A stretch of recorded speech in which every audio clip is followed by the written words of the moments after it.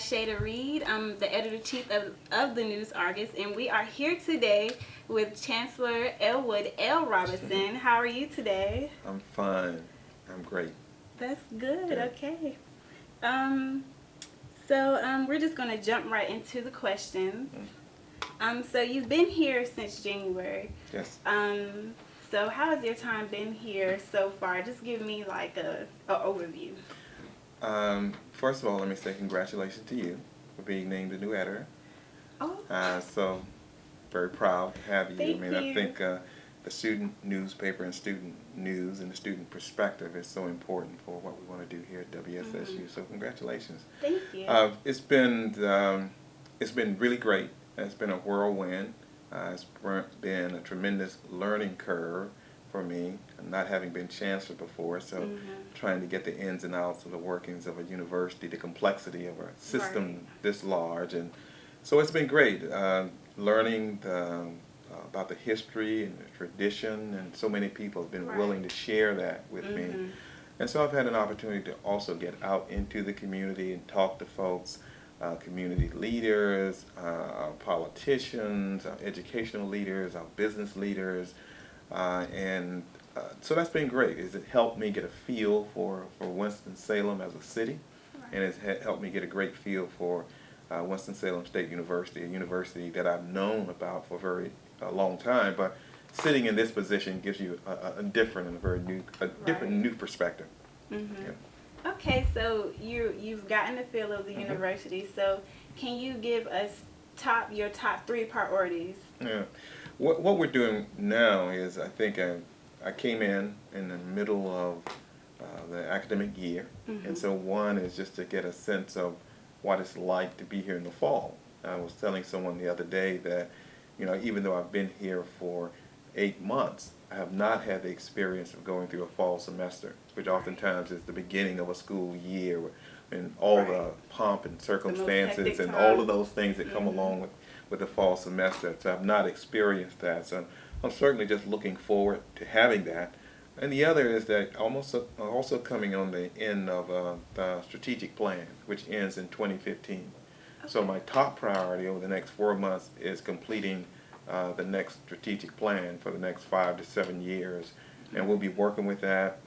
Everyone will be involved in that. We've had a great kickoff. A lot of work has been done this summer on the plan. Now we're beginning to bring groups together to talk about, what the next phase looks like, which certainly will include a great deal of student participation. Right. Yes. So typically when a chancellor comes into a university, they bring their own team.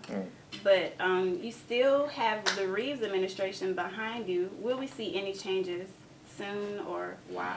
Well, I think that that's all about style. It's all about leadership. It's all about perspective. I don't know if that's the case, that folks come in and bring their own team. I have a hard time trying to figure out exactly what that means. I think what it means for me, however, is that you go to an organization and you look at an organization and you see how an organization has been functioning. And as a result of that, you make some determination whether indeed it's in a good space.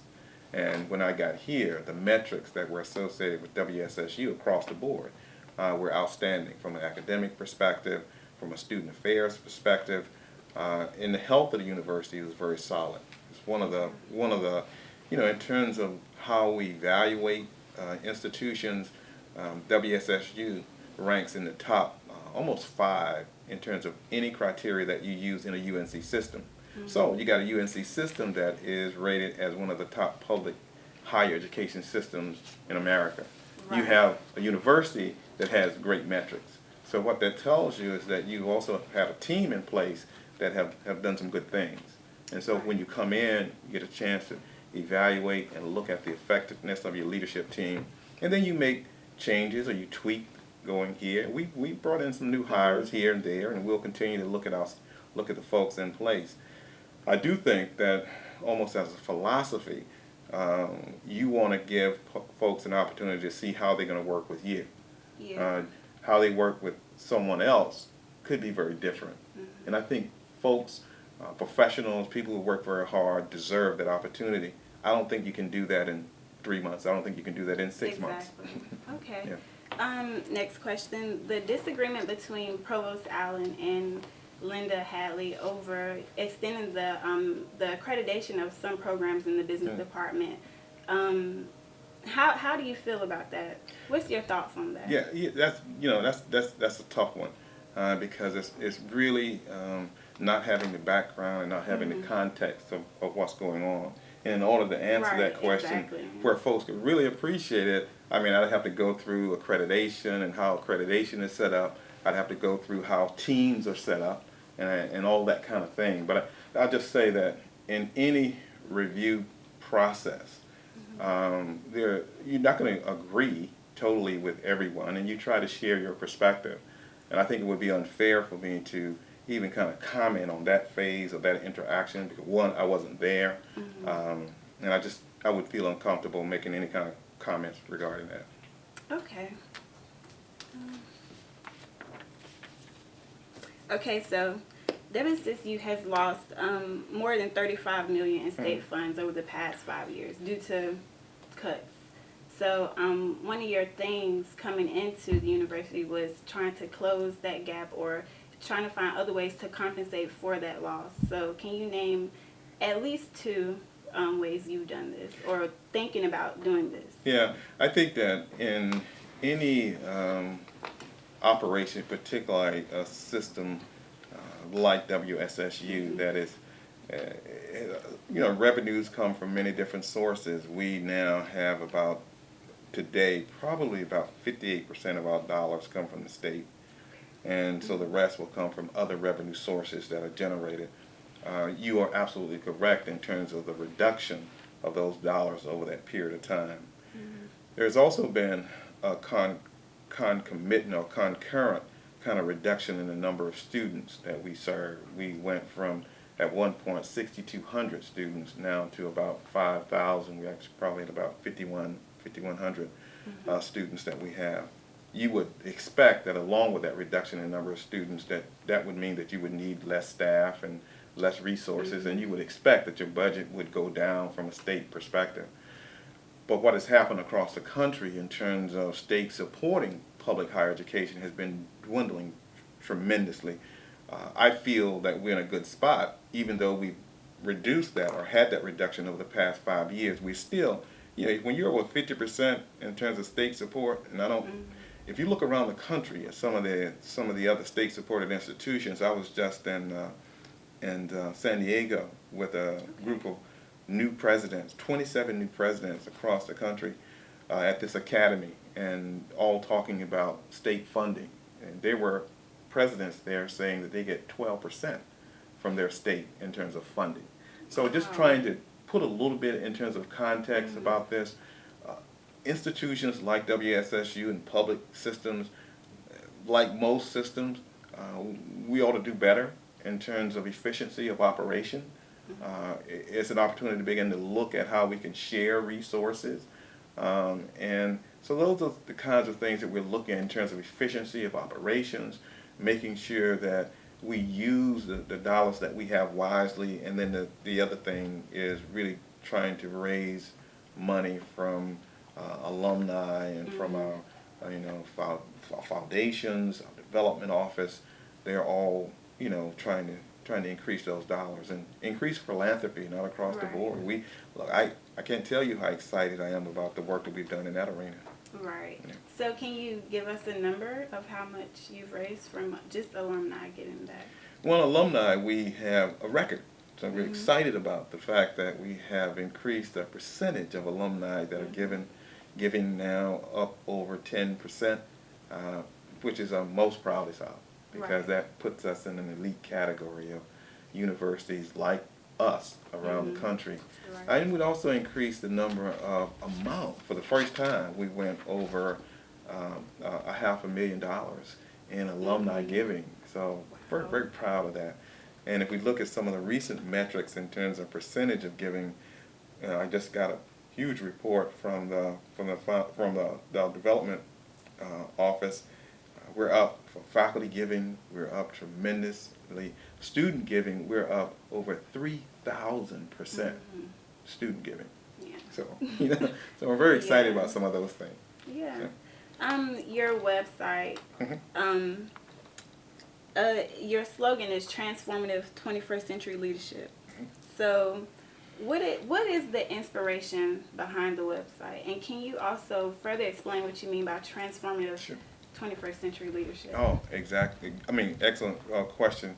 Um, the website is really, my way of kind of connecting with, as folks talk about the zeitgeist of the times. And one, Right. you can't escape the fact that social media is here to stay. The question is, how can you use it effectively, and how can you use it to tell the story? And Right. so for me, it's always about telling the story. The news industry and Mhm. newspapers have changed drastically over the past several years.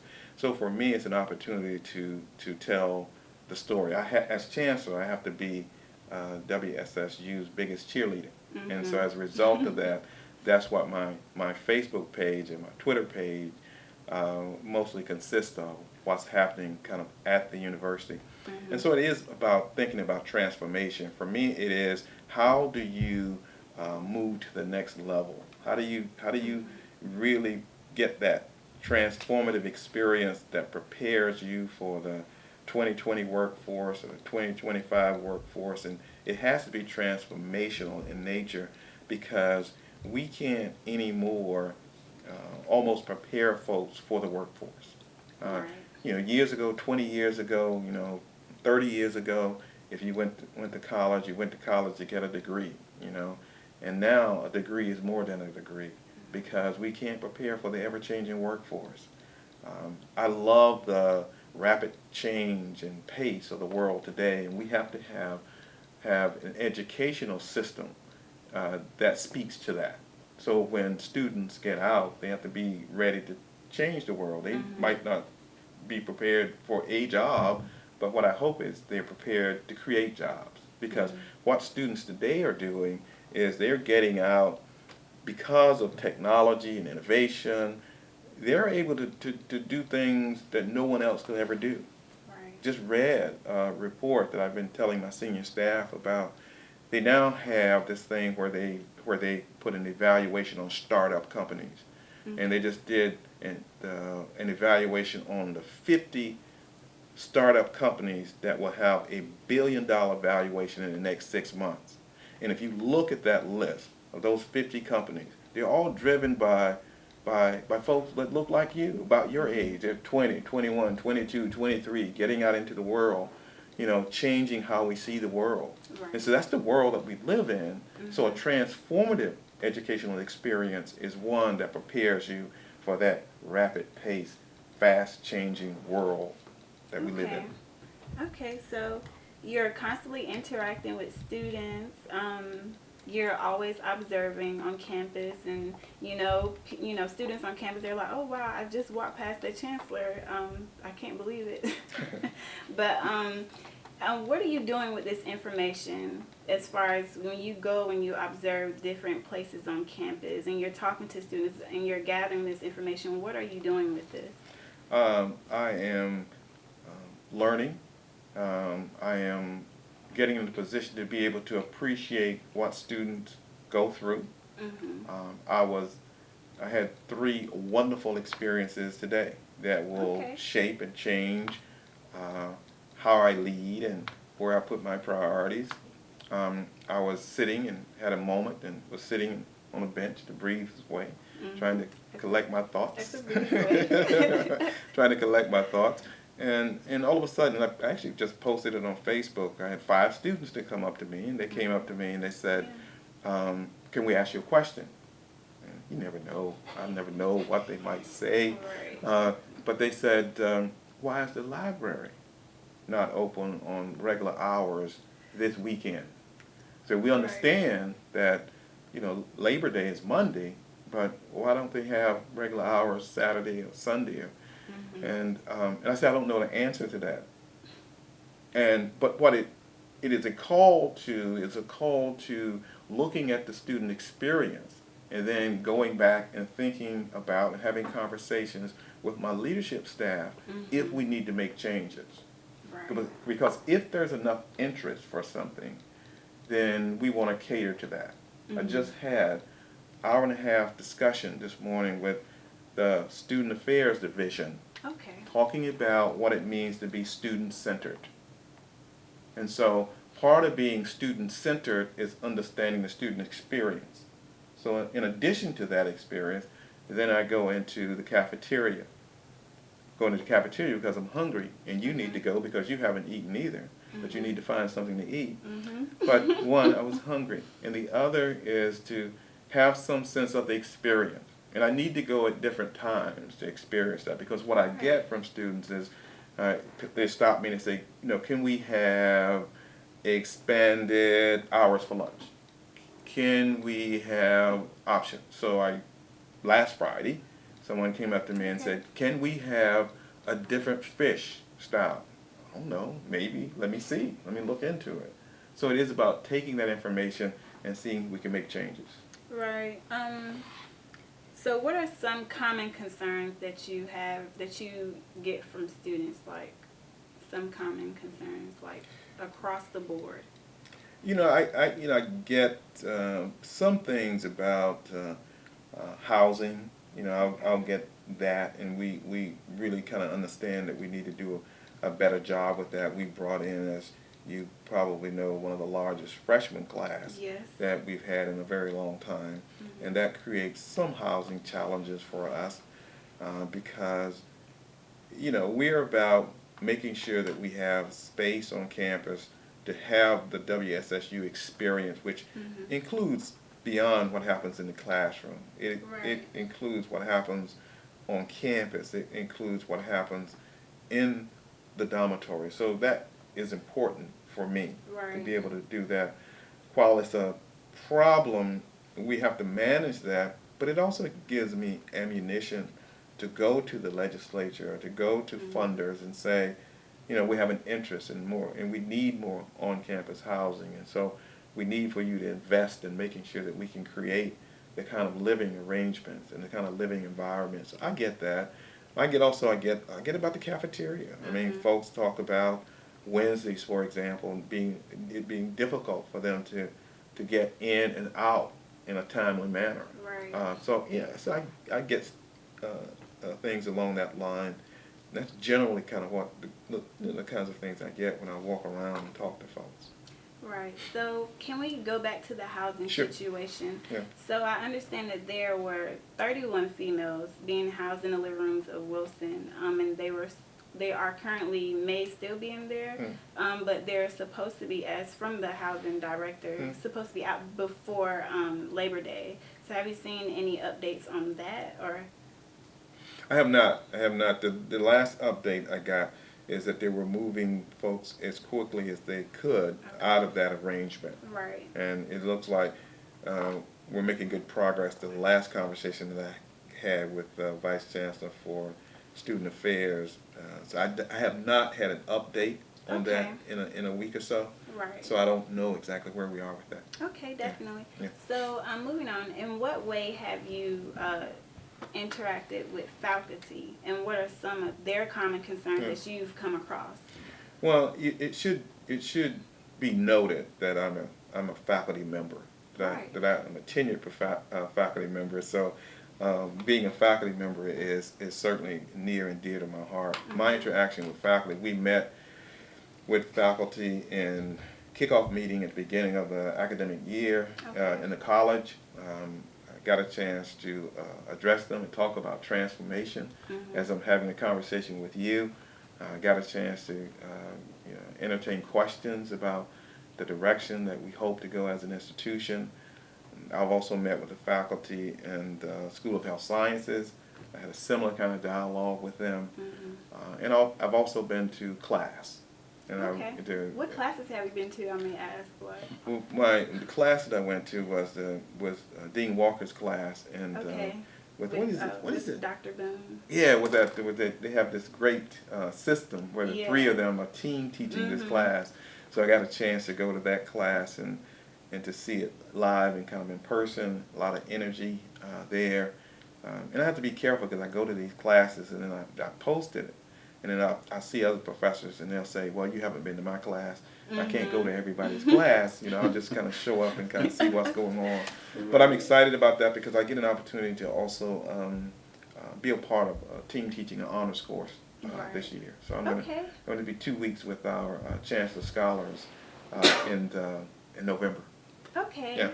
Okay. So what course is that? It's an honors seminar. Oh, honors seminar. Right. Yes. Okay. All right. So another question. What do you think about student media on this campus? And I'm going to say the RAM TV and the News Argus. Say your question differently because I want to make sure. When you say what do I think about it? What is? Okay. Okay. So, as far as student media on this campus, how effective do you think we are?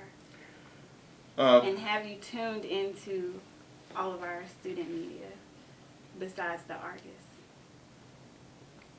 I don't think I have. Okay. And so you have the Argus. Tell me the medias that you have.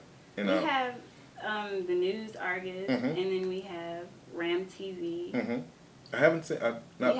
Okay. Oh, is YouTube? That's in the same department. No, it's not YouTube. It's actually in the Mass Communications department, and it's of course ran by a group of students. And it's just like they have different shows. Like they produce and write their own shows and film their own shows. And then they film it and then they show it on television comes on certain times during the day. So, yeah, and very successful. Right. But they don't come out on YouTube clips. I'm pretty sure it can be found on YouTube. Yeah, I think about student involvement and student engagement. If I think about my work as a chancellor, it has to have a sense of equity about it, and it has to have a sense of equality about it. I can't necessarily pick and choose whether I like students when they are in the band versus whether they are in the honors program versus whether they are on the volleyball team. That is the student experience that I support and want to make sure that students are getting the best of those areas. And so when we think about student media, it's even more important because now you got someone who is speaking to the student from a student perspective. You got creativity, you got innovation, you got thought coming from that. You got perspective that we need in order to be the kind of university that I think we can be. Right. So those media are extremely valuable to the lifeblood of a healthy, vibrant university, and it has to occur, and we have to support that. And speaking on innovation, do we have the technology on this campus to support, as you say, transformative leadership? And I believe that as a student, we need this technology to back us. And I know in certain departments and areas we don't have this technology to back us. Yeah. So what are your what do you think about that? If you say you want to be a transformative institution, and I think that we do, and if you want to be a great institution, I think that we do. And so I asked a question to a group of alumni last week. What does greatness deserve? And what does a transformative experience look like, and what does it deserve? If we say that we are preparing students for the workforce that hasn't even been invented yet, and we don't know about it, then we have to get into the space of to make sure that they have all the tools that they need in order to be successful. So the investment must come in those areas.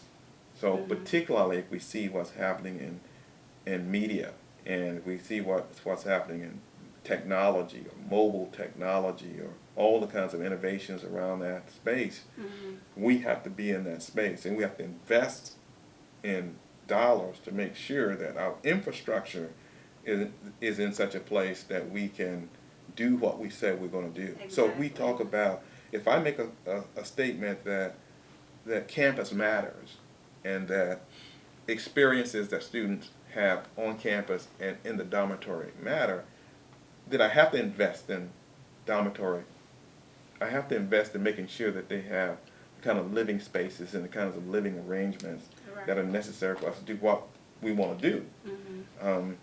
And that kind of thing, certainly doesn't happen overnight, but you work at it and you want to get better at it. Right. Yeah. Okay, so do you have any questions? Anything else that you would like to add? I don't think so at this point, but I will tell you some of my fondest and exciting things that have happened to me has been with what I see is happening to the student body. When we talk about transformation, I told a group this morning that I think that the students get it also more so than the faculty and the staff and administration for Right. some reason. So if you put something out in front of folks, and I think the time is right for all of us as we move this institution forward to work collectively together. When I talk about innovation and the WSSU experience and the kind of competencies and skills that I want students to have when they leave here, I told a group this morning that it can only happen when every single person believes that and every single person buys into that, from student to chancellor, from every single person on this campus. If we're going to change the trajectory in terms of how we see ourselves, whether that's giving back, or whether that's service, or whether that's academic excellence, then it's going to happen when everybody believes that we ought to be in that space. Right. And so that's why I keep asking those questions. You can't think that you're something and the behaviors be different. You can't say, I feel good about my institution, or I think I have a great institution, and then you don't work to make it great. Right. So only the last message I would say, just for my interactions, and that's why I interact a lot, with students to see what they're up against.